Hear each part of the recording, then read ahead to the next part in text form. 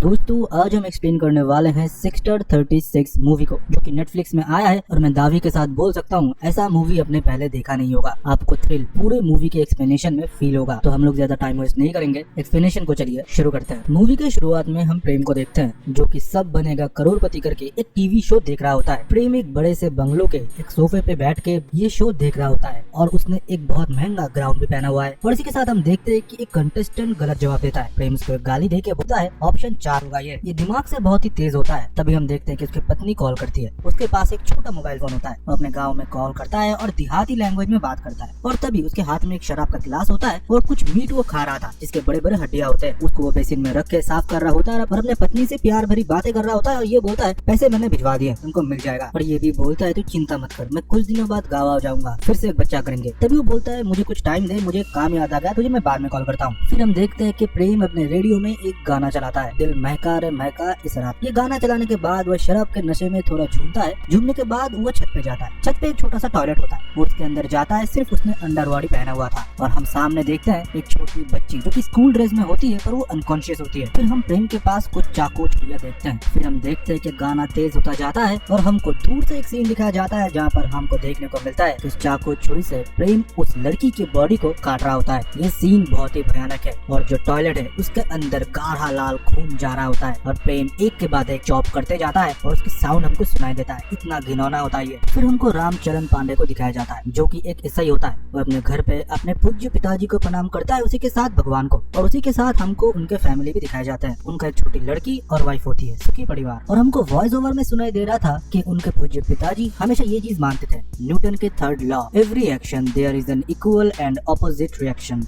अब जो भी काम करोगे उसके रिएक्शन कुछ ना कुछ आएंगे। फिर हमको देखने को मिलता है कि वो अपने बेटी को स्कूल में छोड़ते हैं और इसी के साथ फिर वो स्टेशन में घुसते हैं। और हमको साइड में एक बोर्ड लगा दिखाया जाता है जहाँ पर लिखा हुआ था मिसिंग एंड बहुत सारे बच्चों के उधर फोटो लगे हुए थे। और आप लोगों को शायद ये लग रहा होगा कि ये बहुत ऑनेस्ट ऑफिसर है, पर मैं आपको बता दूं कि पहले आप सुन रहे थे न्यूटन के थर्ड लॉ के बारे में। ये इसी बारे में था कि आप अगर कुछ डेयरिंग करोगे या कुछ सिस्टम से अलग जाके करने की कोशिश करोगे तो आप फंसोगे। तो न्यूटन के थर्ड लॉ को इन्होंने सिस्टम का नाम दिया। सिस्टम में रह के आप कुछ भी करोगे अपने ऊपर वालों से तो आपको रिएक्शन भुगतना पड़ेगा। ये रिएक्शन भुगतने के लिए पांडे जी कभी तैयार नहीं है। वो हमेशा सिस्टम के दायरे में रख के ही काम करते हैं। मतलब सिस्टम के अंदर जो कुछ भी करप्शन होता है उनमें से ये भी एक पार्ट है। तभी हम देखते हैं कि स्टेशन में पहुंचते हैं, उनके दो कांस्टेबल उनसे अच्छे से बात करते हैं और चाय लेने के लिए चले जाते हैं। और हमको देखने को मिलता है कि एक पिता थे, अपनी छोटी बच्ची जो कि महज 15 साल की है और स्कूल जाती थी। स्कूल के बस से वो जब लौट रही थी वो मिसिंग हो गई। तो उसके पिता चाहते हैं कि उसकी आज एफआईआर लिखा जाए, क्योंकि कंप्लेन करे हुए बहुत टाइम हो चुका है। आज उसका बर्थडे है, वो स्कूल में फर्स्ट आई है। वो आदमी रो रहा होता है और ये बोल रहा होता है मेरी बेटी का एफआईआर ले लीजिए। पांडे जी बोलता है हम एफआईआर किसके ऊपर करें, आप ही हमारी वर्दी पहन लीजिए, अगर आप हमें काम सिखाएंगे तो। ऐसे नहीं होगा, हम ऐसे ही एफआईआर नहीं लिख सकते। आपके पास फोटो है ना,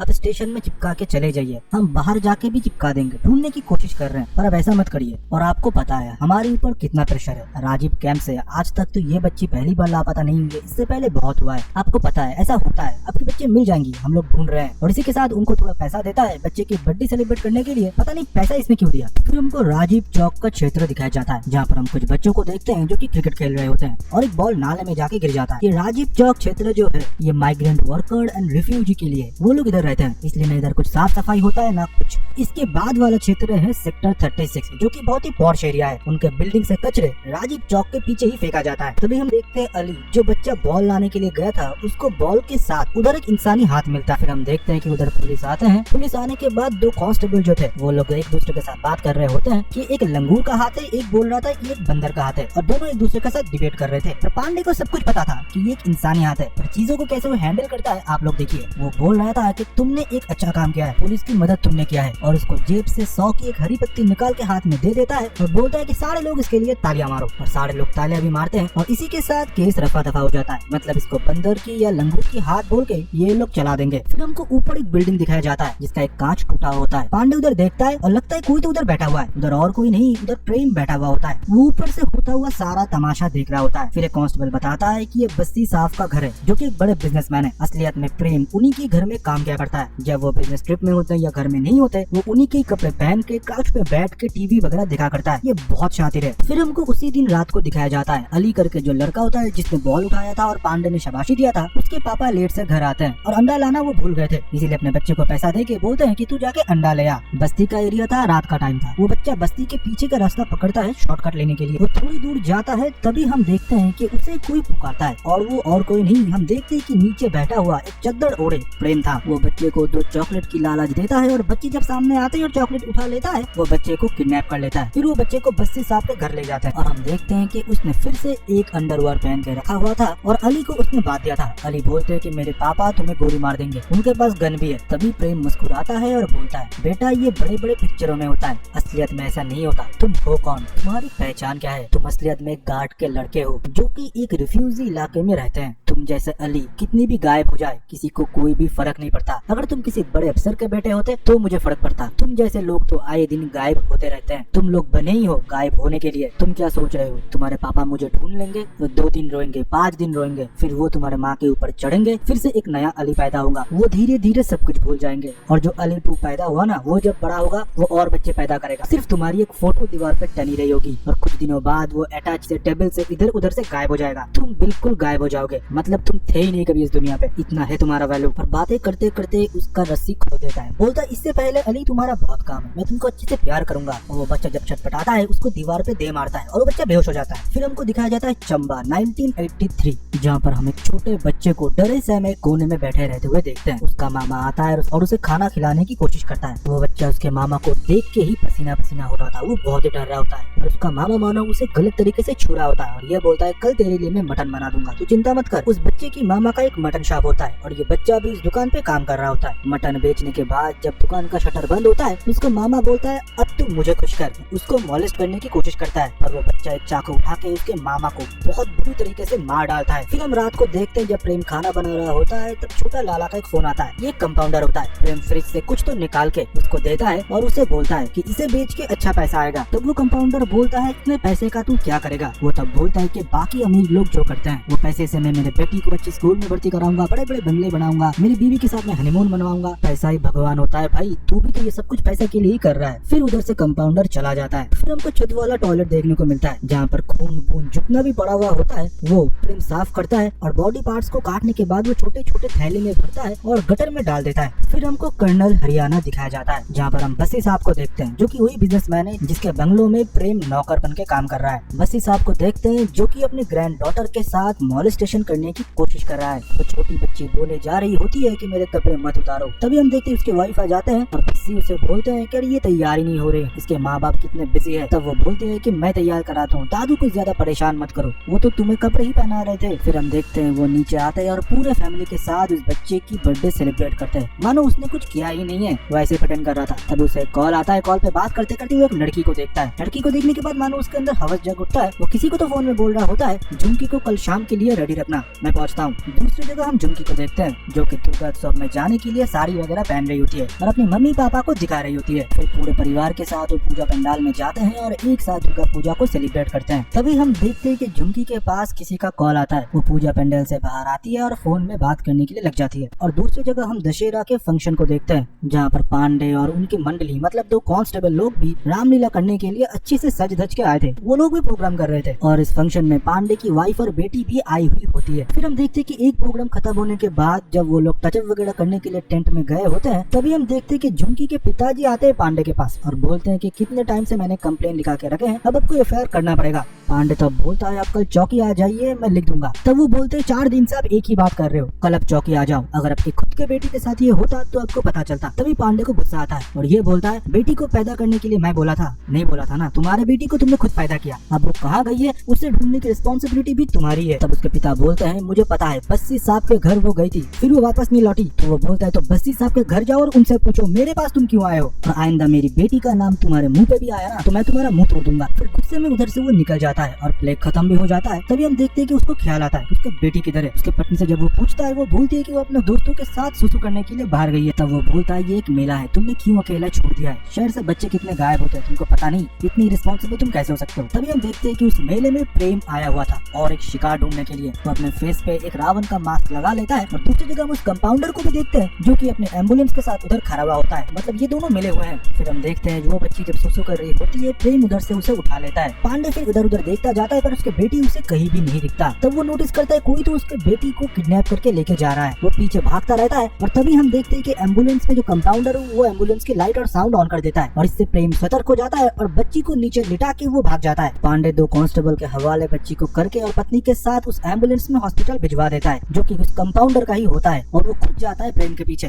और प्रेम का शक्ल उसने देखा नहीं था। वो भागता जाता है तो प्रेम को वो पकड़ नहीं पाता। नीचे फिर वो थकार के गिर जाता है और प्रेम उधर से भाग के चला जाता है और बस्सी सर के घर में जाके वो दरवाजे को ताला लगा देता है और कुछ तो कैसेट्स वगैरह वो एक बैग में डाल के किसी को फोन करता है कि ये अपने घर में रखवा रहा हूँ, ये मत पूछना कि अंदर क्या है। और दूसरी जगह हम देखते हैं कि पांडे जब थकार के बैठा हुआ होता है वो साइड में वही मिसिंग बच्चों का पोस्टर लगा हुआ था। तब उसे मानो अंदर से कुछ फील हो रहा था। फिर उधर से वो हॉस्पिटल जाता है और अपनी बच्ची को देखता है। तभी उसकी पत्नी मानो उसके पुलिस होने पे एक कलंक है ये करके उसे धिक्कारता है और ये बोलता है तुम दूसरों के बच्चे को कैसे ढूंढोगे जब तुम खुद के बच्चे को नहीं बचा पा रहे हो, मुझे चाहिए उसका कातिल, उसने गुड़िया को हाथ कैसे लगाया। और पांडे मानो तब खुद के नजर में बहुत गिर चुका था। जब अपनी बच्ची पे बात आई तब उसका जमीन नहीं मान रहा था, उसे अभी वो किलर चाहिए था किसी भी हालत में। फिर हमको दूसरे दिन देखने को मिलता है, हम देखते हैं कि एक माँ फोन में बात कर रही होती है और ये बहुत बड़े खानदान की होती है और एक नौकर उसी के बच्चे को दूध पिला रही होती है पर वो बच्चा पी नहीं रहा था। उसकी माता बोलती है ये कोई गाड़ी नहीं है कि तुम पेट्रोल डाले जा रहे हो, इसको अच्छे से पिलाओ। तभी हम देखते हैं कि स्कूल गाड़ी आ जाता है और माँ को सिया करके बच्चा गाड़ी की तरफ बढ़ी रहा होता है तो 2 बाइक वाला आते हैं और इस बच्चे को किडनैप करके लेके चले जाते हैं। ये एक बहुत बड़ी केस था क्योंकि ये बड़े बिजनेसमैन का बच्चा था, वो किडनैप हो चुका है। डीएसपी सर अपने टीम वीम के साथ लग चुके हैं इस बच्चे के कातिल को ढूंढने के लिए। इंटरव्यू के ऊपर इंटरव्यू आ रहा है पर चुंकी के बारे में किसी को पता ही नहीं। पर हम देखते हैं कि पांडे जी सीधा जाते हैं बस्सी सर के घर में। वो जाते ही देखता है कि बस्सी साहब जो है ब्रेकफास्ट कर रहा होता है और दरवाजा खोला है प्रेम ने। वो अभी एक नौकर के गेटअप में ही है। बस्सी साहब टीवी में देख रहे होते हैं जो बच्चा किडनैप हुआ है बड़े बिजनेसमैन का, उसी का न्यूज और वो केस जो डीएसपी संभाल रहा होता है उसका इंटरव्यू देख रहा होता है। तभी पांडे चुंकी के बारे में पूछता है पर बस्सी मानो उसके बात पे उतना ध्यान नहीं देता। वो बोलता है तुम्हारे जो डीएसपी सर है ना, मैं और होम मिनिस्टर के जो लड़का है, हम तीनों बैचमेट्स थे, हमने कॉलेज में बहुत मस्ती किया और क्या क्या कांड किया है मैं तुमको क्या बताऊं। मतलब वो अपने पावर को जाहिर करने की कोशिश कर रहे थे। इतना तो पांडे को पता है कि जहाँ पर वो फिर रहा है वो बहुत बड़े लोग हैं, उसको कुछ भी हो सकता है और उसकी पोस्ट बचेगी भी नहीं। तभी हम देखते हैं चुंकी की पापा अचानक घर के अंदर आ जाते हैं और बोलते हैं कि इसने मेरी बेटी के साथ बलात्कार किया और उसे मार दिया है, मुझे मेरी बेटी वापस चाहिए। और मुझे तो लगता है सर आप खुद भी बिक चुके हो और पैसे की सेटिंग करने के लिए आप इधर आए हो और बहुत गाली भी देते हैं। तब बस से चीख खड़ा होता है और ये बोलता है मेरे घर में आके तुम मुझे ही गाली दे रहे हो, असलियत में वो एक प्रोस्टिट्यूट है और हर महीने मैं इसके पापा को 30,000 रुपीज देता था और उस दिन वो आई नहीं, इससे ज्यादा मैं कुछ भी नहीं बता सकता। तभी पांडे भी मानो हैरान हो जाता है कि उसके बाप ही उसका दलाल था। तब उसका बाप एडमिट करता है कि वो अपने बेटी को यूज करता था, मतलब बेचता था पैसों के लिए। पांडे फिर उसे एक के बाद एक थप्पड़ मारता है और ये बोलता है बाप का मतलब भी तुझे पता है, तेरी बेटी मर चुकी है या कहाँ पर है, मैं उसको ढूंढ के लाऊंगा, पर तू इस घर के इर्द गिर्द मुझे दिखना मत, नहीं तो मैं तेरे बारे में पहले एफआईआर करूंगा। फिर हम देखते हैं बस से डीएसपी को कॉल कर देता है और पांडे के बारे में बता देता है। फिर ऑफिस में जाने के बाद पांडे को फटकार लगता है जहाँ पर डीएसपी बोल देता है इस बड़े केस में मेरी मदद करो तो तुम्हारी प्रमोशन भी होगा, कुछ न कुछ तुम जरूर बनोगे, बट तुम अगर इस चुंकी इस प्रोस्टिट्यूट के बारे में खोजबीन करोगे वो भी बस्सी के साथ, तो तुम्हारे करियर में मुश्किल आएंगे। और तुम तो इससे पहले बहुत अच्छे पुलिस ऑफिसर हुआ करते थे। आप लोग समझे नहीं, अच्छे का मतलब ये होता है कि करप्टेड सिस्टम में रह के काम करने वाला। पर पांडे रुकता नहीं है। चुंकी के बाप से उसे पता चलता है कि एक रिक्शा ड्राइवर होता है जो कि चुंकी को बस्सी के घर तक हमेशा छोड़ के आता था, उसी को पुलिस स्टेशन में बिठा के रखा था और उसी के पास से चुंकी का फोन मिला था। और उसको इंट्रोगेशन करने के बाद पता चलता है कि प्रेम ने उसे वो फोन दिया था और ये बोला था इस फोन को नाले में फेंक देना, पर है तो ये रिक्शा ड्राइवर ना, उसे फोन की कीमत पता थी तो और वो फोन खुद के पास रख दिया। तभी पांडे का पूरा शक जाता है प्रेम के ऊपर। तो रिक्शा ड्राइवर जब लेने के लिए गया था वो सिर्फ ये बोलता है कि चुंकी इधर से चली गई, तुम किसी कोई अगर पूछे तो बोल देना कि उसे स्टेशन तुमने उतार दिया और ये फोन तुम फेंक देना। तो सारा शक बैठता है प्रेम के ऊपर और ये पूरा कहानी जाके वो डीएसपी को सुनाता है। डीएसपी सब कुछ सुनता है और ये बोलता है फिर से तुम बस्सी का नाम इसमें लाने की कोशिश कर रहा हूँ, पहले नौकर हाथ आएगा फिर मालिक हाथ आएगा। तभी वो एक एसआई को बुलाता है और बोलता है कि इसका सस्पेंशन टाइप करो और सिग्नेचर भी ले लो, कुछ दिन के लिए मैं तुमको सस्पेंड कर रहा हूँ, दिमाग में कुछ दिनों तक जोर दो और अच्छे से सोचो तुम्हारे लिए फायदेमंद क्या है, सिस्टम के साथ काम करना या सिस्टम के खिलाफ काम करना। सस्पेंशन होने के बाद वो नजर रखना शुरू करता है प्रेम के ऊपर। वो देखता है कि प्रेम उस कंपाउंडर के साथ घुलता मिलता है, फिर वो कंपाउंडर को थोड़ा थोड़ा फॉलो करता है। आज हम देखते हैं कि वो और उसका एक कांस्टेबल ऊपर बैठ के दारू पी रहे होते हैं। वो बोलता है सर आपका सस्पेंशन हटने वाला है, नया डीएसपी आएगा और उनका तो अलग जगह पोस्टिंग हो गया। तब वो बोलते हैं नहीं, उन्होंने वो रिच बिजनेसमैन का केस सॉल्व कर लिया ना, इसलिए उनका प्रमोशन हो गया। तब वो कांस्टेबल पाठक बोलता है सर आप भी तो अच्छे से ही काम कर रहे थे, तो क्या हो गया आपको। तब वो बोलते हैं मैंने अच्छे से काम नहीं किया अभी तक, मैं अब करूंगा, तुझे पता है ना कि हमारे बच्चे के साथ क्या हुआ। तब पाठक बोलता है हाँ मुझे पता है। तभी हम देखते हैं उस कंपाउंडर को जो कि बाहर के एक हॉस्पिटल से बाहर आ रहा होता है। तभी पाठक बोलता है हमको शुक्रिया तो उस कंपाउंडर का करना चाहिए, एम्बुलेंस लेके वो राम मेले के बिल्कुल बाहर खड़ा हुआ था। तभी मानो पांडे का दिमाग घूमता है और वो कंफर्म हो जाता है कि प्रेम और ये कंपाउंडर मिला हुआ है। तो उस कंपाउंडर कंपाउंडर को उसी की हॉस्पिटल से ये दोनों किडनैप करते हैं और एक खाली सुनसान जगह ले जाने के बाद उसे बहुत पीटते हैं। पीटने के बाद ये कन्फेस कर देता है कि प्रेम उसे ऑर्गन बेचा करता है और ये सबके पीछे प्रेम का हाथ। तभी हम देखते हैं कि एक नया डीएसपी आने वाला था जिसकी 8 बार पोस्टिंग हो चुका है। ये भी बहुत ऑनेस्ट पुलिस ऑफिसर है और ये पूरे फाइल और केसेस के बारे में पांडे इन डीएसपी सर के साथ बात करेंगे और ये आगे इस बात को फॉरवर्ड जरूर करेंगे। ये बात पता था पुराने डीएसपी को और ये सब कुछ वो बस्सी को बता देते हैं। पांडे और दोनों कांस्टेबल को पता था कि कंपाउंडर को कहां पर इन दोनों ने बंदी बना के रखा था और कंपाउंडर तैयार था गवाही देने के लिए। दूसरी जगह हम देखते हैं पुराने डीएसपी पाठक को कॉल करता है और बोलता है कि तुमको अच्छी पोजीशन पे जाना है और उसे अपनी तरफ कर लेता है। तो उस लोकेशन की खबर पाठक उनको दे देता है। बस्सी कुछ भाड़े के गुंडे को हायर करता है कंपाउंडर को खत्म करने के लिए और एग्जैक्ट लोकेशन कंपाउंडर की बता देते हैं पाठक। तो जब तक पांडे नए डीएसपी को लेके उस जगह पहुंचे उससे पहले वो भाड़े के गुंडे उधर चले जाते हैं और कंपाउंडर को उधर से अगवा करके लेके चले जाते हैं। पाठक तब बोलते हैं मैं तो सर थोड़ा खाना खाने के लिए गया था। तब पांडे उसके ऊपर गुस्सा आ जाता है और ये बोलता है एक दिन तू अगर खाना नहीं खाएगा तू मर नहीं जाएगा। पर ये नया डीएसपी तुरंत ऑर्डर दे देता है तुम लोग प्रेम को उठाओ और उससे इन्वेस्टिगेशन करो। फिर हम देखते हैं कि प्रेम को घर से उठाया जाता है और इंटरोगेशन शुरू होता है। प्रेम मानो बिल्कुल तैयार था सब कुछ बोलने के लिए। सिर्फ यही बोलता है सर आप लोगों के पास सिर्फ 40 मिनट है, अगर आप नहीं बोलते तो मैं कल आ जाता हूँ। सब बनेगा करोड़पति का, मुझे एपिसोड देखना है। कल 50 लाख उसने जीत लिया है, आज अगर वो जीत जाता है टोटल 1 करोड़ जीतेगा। उसको मानो एक नशा था ये शो देखने का। फिर नया डीएसपी और पांडे एक के बाद एक क्वेश्चन करना शुरू करता है। चुमकी के बारे में पहले वो पूछते हैं। वो बोलता है कि चुमकी को तो मैंने मार दिया है, वो मुझे एटीट्यूड दिखा रही थी, मुझे नौकर जैसा ट्रीट कर रही थी, मैं उसे पैसा दे रही थी। वो बोलती है कि इस पैसे से तू अपना ही ले ले। ये बात कौन मर्द सुन के गुस्सा नहीं जाएगा सर आप बोलिए। और जब मैं छोटा था ना सर मेरा मामा मेरा लेता था इसलिए मैंने उसको मार डाला। और ये फिर से मुझे वो ट्रॉमा याद दिलाने लगी। मुझे तब बहुत गुस्सा आया, मैंने उसे मार दिया सर, उसकी चुनरी से उसका गला घोट दिया। बस्सी साहब तब घर में नहीं थे, मैंने उसे बुलाया था, मेरा करने का मन कर रहा था ना सर। पांडे फिर बोलता है फिर उसका ऑर्गन तुमने कंपाउंडर को भेज दिया। वो तब बोलते नहीं मैं तो उससे प्यार करता था ना सर, मैं उसका ऑर्गन नहीं बेचा, सिर्फ काट के फेंक दिया। और कैसे फेंका आप पूछेंगे तो ऐसे ही किसी के लाश को नहीं फेंकते सर, उसको मैंने कुछ टंकी में डाला जिसको कीड़े 6 महीने में चाट कर जाएंगे। फिर उसके सर के बाल अलग अलग तरीके से उसने मारने का मेथड बताया जो सुन के आपके रूह कांप जाएंगे। मैं सिर्फ सर बच्चों को मारता हूँ और मेरी ना एक गलत आदत है सर, आप लोग मीट खाते हैं ना, मैं भी मीट खाता हूँ। पहले मैंने मेरे मामा का लिवर खाया, तब से मुझे इंसानी मांस का थोड़ा रट लग गया। फिर मैं क्या करूँ 2 साल तक सर मैंने कोई इंसानी मांस को छुआ नहीं। फिर बाद में मेरा वो लत ना ट्रिगर बन गया, मैंने एक को मारा उनका मांस खाया, फिर दूसरे की लत लगी। ऐसे ऐसे आज तक मैंने 24 बच्चों को तो सर मार ही दिया है, उससे ज्यादा सर मुझे पता नहीं। और ये बच्चे है कौन सर, किसी को कोई फर्क पड़ता है? आज तक कोई फर्क पड़ा? देखा ना सर कुछ दिन पहले एक अमीर लड़के का बच्चा खो गया, तुरंत उसको पुलिस मिल गया, हम उसको उठाते ही नहीं सर। और अब खुद बोलिए सर ये बच्चे जो बस्ती में रहते हैं ये बड़े होकर डॉक्टर इंजीनियर ऑफिसर बनेंगे थोड़ी, काम करेंगे सपने देखेंगे, किसी ब्रिज के तले पड़ के मर जाएंगे। इससे अच्छा मेरी लत पूरी कर दी इन्होंने। ये बोलने के बाद वो ये बोलता है सर सिर्फ 10 मिनट बचे हुए हैं, शुरू होगा सर शो, मुझे छोड़ दीजिए ना, कल मैं फिर आ जाऊंगा। तब पांडे बोलता है इन सबके बीच बस्सी का कितना हाथ है, वो भी तेरे साथ मिला हुआ है ना। इस बात पे मानो वो चुप्पी साधा रहता है और बोलता है नेक्स्ट क्वेश्चन। तब हम देखते हैं कि इसको जेल में डाल दिया जाता है और ये चीखता रहता है कि सर शो शुरू होने वाला है, मुझे प्लीज छोड़ दीजिए। फिर पांडे थोड़ा टीवी का वॉल्यूम बढ़ा देता है और जेल में बैठ के वो टीवी का प्रोग्राम सुन रहा होता है और मनी मन खुश हो रहा था। ये टोटल साइको है। फिर अगले दिन उसे बस्सी के घर में ले जाया गया और उधर से बॉडी को रेस्क्यू करा गया। छोटे छोटे बच्चों के स्केलेटन हड्डी वगैरह मिलने लगे।